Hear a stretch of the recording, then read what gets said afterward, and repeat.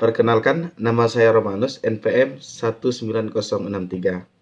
Nah, kesempatan kali ini saya akan menjelaskan materi mengenai Daoisme tentang konsep kebajikan metode. Pertama-tama kita akan mengenal dulu tentang Daoisme. Nah, Daoisme ini merupakan aliran falsafah penting di Cina sesudah Konfusisme. Nah, bentuk ajarannya yang di awal dinisbahkan kepada Lao Tse dan Yang Tze. Tetapi, sebagai paham falsafah, Daoisme baru dikenal pada abad pertama sebelum Masehi. Yang pertama kali menyebut sistem ini sebagai mazhab falsafah ialah Suma Qian dalam bentuk bukunya Shi Qi dalam rekam sejarahnya. Nah, yang menjadi persoalan hingga kini ialah siapa sebenarnya yang pertama menggagas Daoisme ini. Banyak sekali yang mengatakan Yang Tze pada tahun 440 sampai 366 sebelum Masehi, dan juga ada yang mengatakan Lao Tse yang hidup sezaman dengan Konfuse.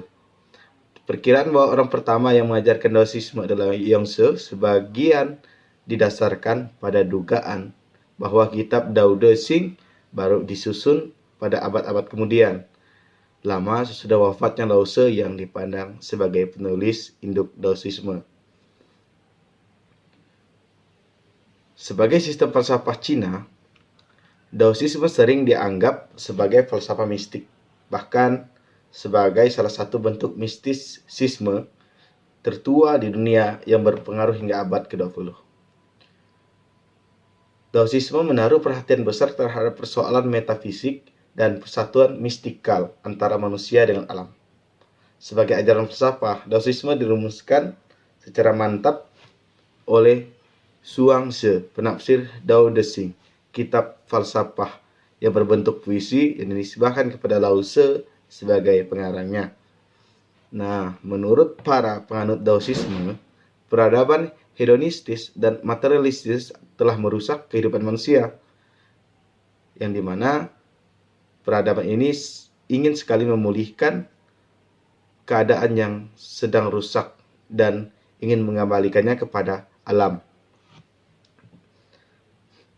Daoisme merupakan sistem falsafah yang mengajarkan pesimisme. Namun, banyak sekali hal ini disangkal oleh banyak ahli sejarah.